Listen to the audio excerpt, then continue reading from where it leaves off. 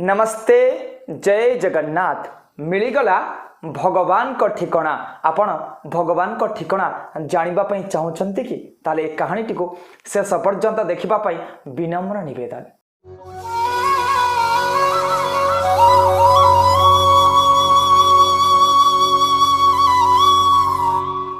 थरे भक्त नारद भगवान को पचारिले, हे भगवान आपण कोठी रुहंती, आपणकर ठिकाना कौन? लोक माने आपण ठिकाना जानिबा पई पागल। हे भगवान आपण कहतु आपण कोठी रहंती। भगवान स्मित हास्य पूर्वक अति अमृतमय चित्तरे भगवान हसी दे कहले, हे नारद तुमे कौन जानिन मु कोठी रहे? नारद कहले, प्रभु कहतु तो आपण कोठी रहंती? भगवान अति स्मित हास्य पूर्वक कहते, हे नारद अत्र तत्र सर्वत्र एठी सेठी सबुटी गछरे देखिले मु, खुंटरे देखिले मु, तरुल देखिले मु, लतार देखिले मु, नदी रे देखिले मु, पहाड़ रे देखिले मु, ये पृथ्वीर प्रत्येक जल बिंदु आ धूली कणारे मु निवास करे। नारद कहला, प्रभु ये कथा कौन मु जानिनी कि? आपण कहिबे ना आपण कोठी थांती? भगवान कहले, नारद तू भाबुछु मु बोधे सर्वदाई वैकुंठरे थाए? ना हम तिष्ठामि वैकुंठे, मु वैकुंठरे न थाए। ताले प्रभु ताले आपण बाजी मानव पाखर थाती। भगवान कहले, जोगी नाम हृदय न च, मु जोगी मानकर हृदय रे भी न थाए। ताले प्रभु आपण थांती कोठी? अति अमृतमय चित्तरे भगवान कहउचंती, हे नारद मत भक्ता यत्र गायन्ति तत्र तिष्ठामि नारद। हे नारद मो भक्त माने मते जोठी डाकंती मु सेठी थाए रे नारद। भगवान अति अमृतमय चित्तरे अन्य चित्तरे कहले, ना हम तिष्ठामि वैकुंठे जोगी नाम हृदय न च, मत भक्ता यत्र गायन्ति तत्र तिष्ठामि नारद। हे नारद मु वैकुंठे न थाए, ना हम तिष्ठामि वैकुंठे जोगी नाम हृदय न च, मु जोगी मानकर हृदय रे न थाए। मत भक्ता यत्र गायन्ति, मो भक्त माने मते जोठी डाकंती मु सेठी थाए। ना प्रभु किपरि आपण भक्त मानक पकरे थांती? ना धेनु पछे पछे बच्चा गमे क्षीर लोभे, भक्त पछरे मुहि थाए से ही भावे, थाए से ही भावे। धेनु पछे पछे बच्चा गमे क्षीर लोभे। धेनु अर्थात गो माता, बच्छाथ बाछुरी।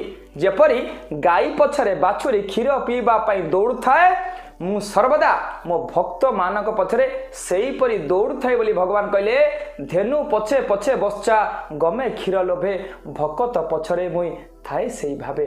जेपरी भावरे गोमाता पछरे तार बाछुरीटी क्षीर पीबा पई दौड़ थाए, मु मध्य मो भक्त मानक पछरे दौड़ थाए। जे मोर भक्त से मते डाकिबार आवश्यकता नहीं, मोर भक्त मानक पाखकू मु स्वयं निजे ही चली जाए। तेणुकरी हे सज्जन माने आपण माने खाली निज खातारे निज डायरी रे जय जगन्नाथ जय बजरंगबली ओम नमः शिवाय लिखिदेले हबनी। भगवान को खातारे आपण को ना अच्छी तो भगवान कहले, मो भक्त मते जोठी डाके मु सेठी जाए पहुंची जाए। मोर ठिकाना होची भक्त मानकर निवास। तेणु आपण मानक प्रथमे भक्त होबाक पड़िबो। आज आम जानिबा भक्त क्या कहते, किए से भक्त, का घरे भगवान रहंती? खाली नंडा ही शिखा चाड़ी धड़ा धोती पिंधि मंदिर पड़े भक्त हो जाती कि? भक्तर स्वरूप कौन? श्रीमद भगवद गीता भक्ति जोग 12 अध्याय श्लोक नंबर 13 रु 20 पर्यंत भगवान कहले भक्तर स्वरूप कौन। क्या आम भक्त बोली कहवा? जी डेली पूजा करुच्ची, जी डेली प्रार्थना करुच्ची, जी डेली कीर्तन करुच्ची, ना जी प्रत्येक दिन मंदिर जाऊँगी? किए है परम भक्त? श्लोक नंबर 13 श्रीमद भगवद गीता श्लोक नंबर 13-14 भगवान कहते, अर्जुन मोर भक्त किए? क्या मोर भक्त कहवा? जो भक्त मोर प्रिय भगवान कहते श्लोक नंबर 13 और 14 श्रीमद भगवद गीता 12 अध्याय। अद्वेष्टं सर्वभूतानां मैत्र करुण एव च, निर्मम निरहंकार शम दुख सुख क्षमी, संतुष्ट सततम योगी यतात्मा दृढ़ निश्चय, मयर्पितर मनर्बुद्धि योम भक्त समे प्रिय।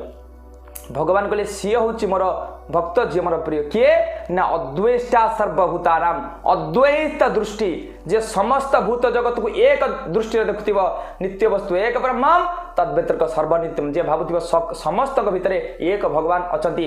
पंडिता समदर्शिन, जे पंडित होइथिव से भाविव गुरु चंडाल ब्राह्मण कुकुर समस्त भितर एक भगवान। तेणु भगवान इति कहले अद्वेष्टम सर्वभूतानाम।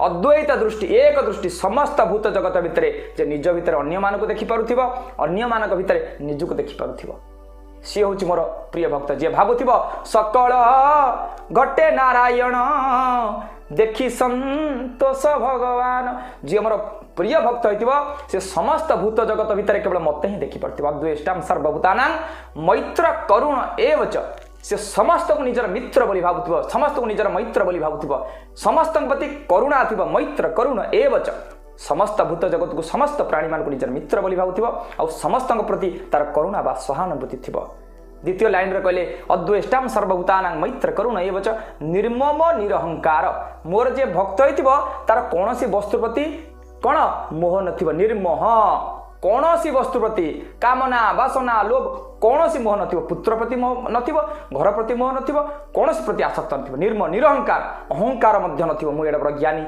मु एते धनी मु एते बड़ मनीष ये अहंकार भी नथिबो तेणु मोर जे भक्त होइथिबो निर्मोह निरहंकार सम दुख सुख क्षमी मो भक्तर दुख आ सुख रे समान अवस्था थिबो से दुख आइले भी दुखी हो नथिबो सुख आइले भी सुखी हो नथिबो स्थित प्रज्ञ होइथिबो दुखेषु अनुद्विग्न मनः सुखेषु विगत स्पुह बीत राग भय क्रोध स्थितधि मुनिरुच्यते मोर जे भक्त से सम दुख आइले भी दुखी होनथिबो दुखेषु अनुद्विग्न मनः सुखेषु विगत स्पुह सुख आइले भी सुखी होनथिबो ता भितर बीत नथिबो राग नथिबो भय नथिबो क्रोध नथिबो स्थितधि मुनि ताकू आमे स्थिर पुरुष बोली कहबा ताकू आमे जोग बिल कहबा ताकू आमे स्थित प्रज्ञ बोली कहबा तनु भगवान कहले सम दुख सुख क्षमी मो भक्तर दुख आ सुख रे समान अवस्था पुनि क्षमी कौन ना सी समस्त को क्षमा दे पारुथिबा जगन्नाथ दास ओडिया भागवत लिखले कौन क्षमी अर्थ दंडीबा शक्ति जार थाई से पुणी क्षमा चरई मोर जे प्रिय भक्त होइतिबा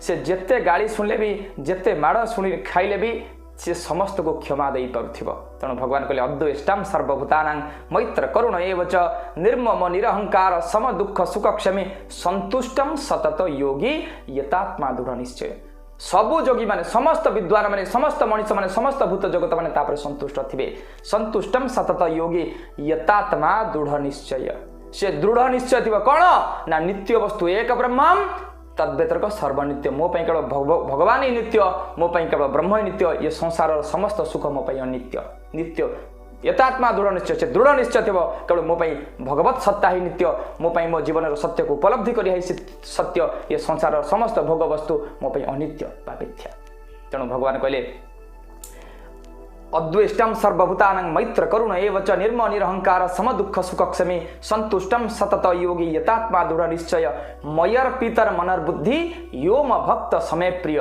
मयर पितर मनर्बुद्धि मो भक्तर मनोबुद्धि सर्वदा शयने सपने जागरणे ता मन और बुद्धि सब मो पाखे थिबो भगवान कहते मयर पितर मनोबुद्धि तार मो पाखे तार मन बुद्धि शयने सपने जागरणे केवल मो कथा से चिंता करते मयर पितर मनोबुद्धि यो म भक्त समय प्रिय सी हूँ मोर भक्त जी मोर प्रिय तेणुक हे सज्जन माने ये हूँ भगवान रूल एंड रेगुलेशन गोटे भक्त कौन खाली चिता चैतन काटी माला जटा जुट तिड़ेके मंडित होगले कई के भक्त हो जाना प्रत्येक दिन मंदिर को दौड़े कई के भक्त हो जाना निजे स्वयं भगवान गीतार भक्ति जोग द्वादश अध्याय श्लोक नंबर 3 कहले अमृतमय श्लोक सी हूँ किए मोर भक्त भक्तर लक्षण कौन भक्तर स्वरूप कौन तेणुक हे सज्जन मैंने आपण मान अमृतमय गोटे गोटे भक्त हूँ आपण घर को स्वयं भगवान विराजमान करंतु आपणक घर ही भगवान ठिकणा पलटि जाऊ आपण माने सतरे जड़े जड़े अमृतमय भक्त हूँ आउ भगवान आपण घरे निवास करंतु जमती धेनु पछे पछे बस्चा गमे क्षीर लोभे